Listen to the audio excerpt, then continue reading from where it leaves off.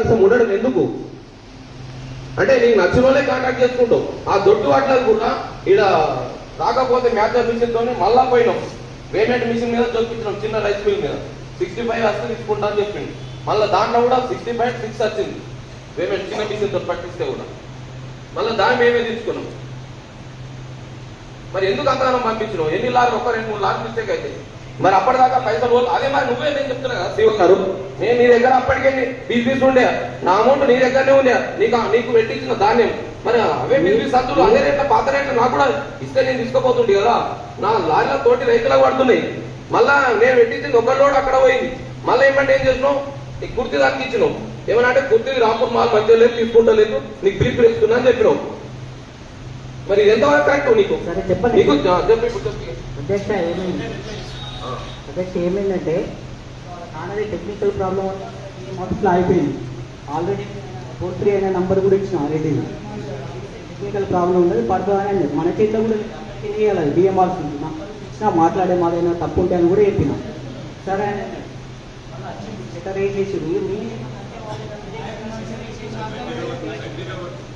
ఏం చేసి రావాలి ఇక నేను మాట్లాడడం మా డైరెక్టర్ కానీ మా చైర్మన్ దొరుకుతుంది నేను ఏం మాట్లాడుకుంటే మా తప్పుంటే మా మీద యాక్షన్ తీసుకుంటారు కదా.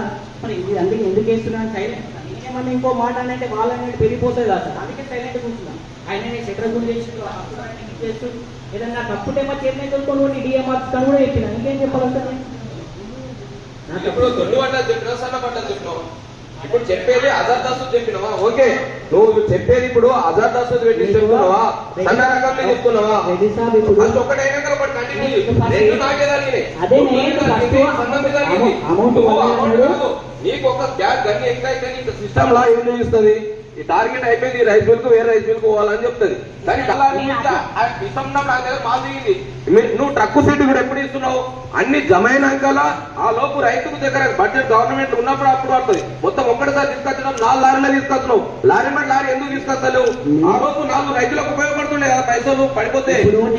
మరి నువ్వేం చేస్తున్నావు? నువ్వు మొత్తం జామ్ అయినాక సమాధానం చెప్తా కదా నువ్వు 5 నిమిషాలు ఆగితే నేను సమాధానం చెప్తా.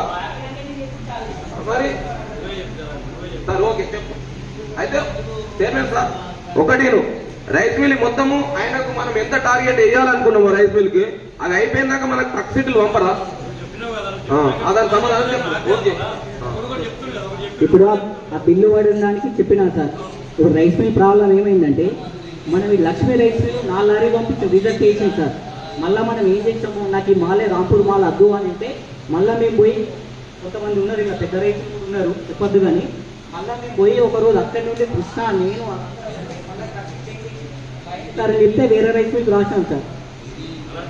అలాట్మెంట్ లేకుండా పంపించండి నేను అక్కడ ఖాళీ చేపిస్తుంటే వేరే రైస్ మిల్ చెప్పించడానికి రాసాం సార్. మనకు మాల్ ఖాళీ కావాలని చూస్తాం కానీ మనం పలానా రైస్ మిల్కి అని ఇది చేయలేం కదా సార్.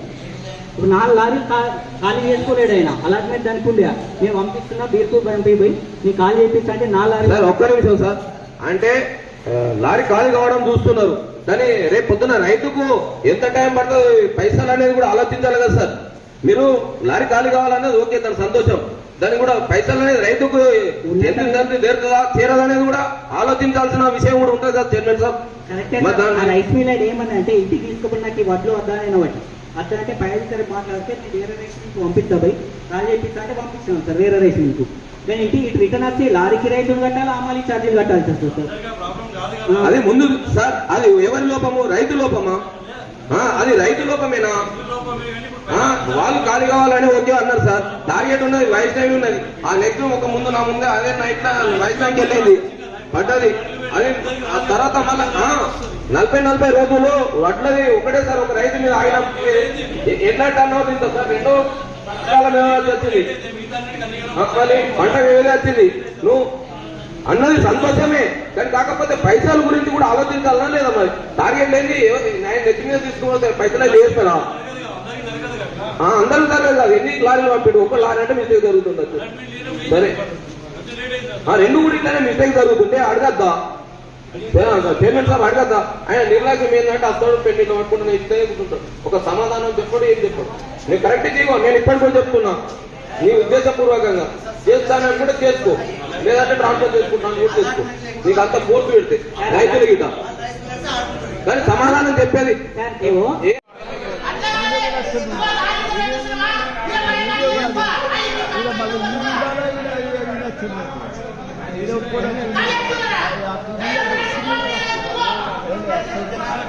ఇద్దరు రావాలి ఇస్తున్నప్పుడు నేను ఉండాలి, ఆయన ఉండాలి.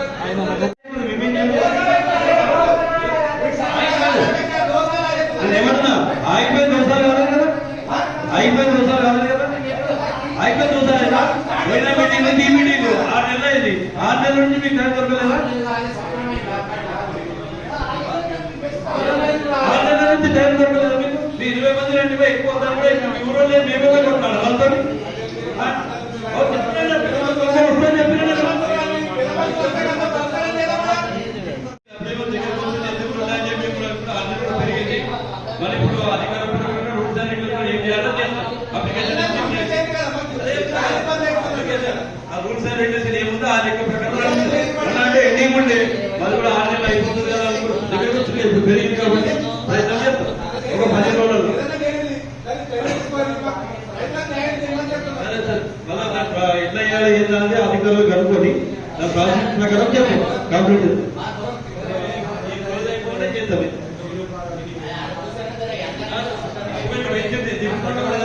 పెంచాము కాబట్టి వాళ్ళు అయిపోగానే మా పిల్లలు కూడా క్లోజ్ అయిపోతుంది 10 రోజులు పిల్లలు కూడా క్లోజ్ అయిపోతుంది. ఫైనల్ బిల్ ఏదైతే పిల్లలది అది అయిపోయి కూడా పెంచుతున్నారు మనం కాపాడడం కోసం. ఇది అయిపోయినా స్టార్ట్ చేస్తాం.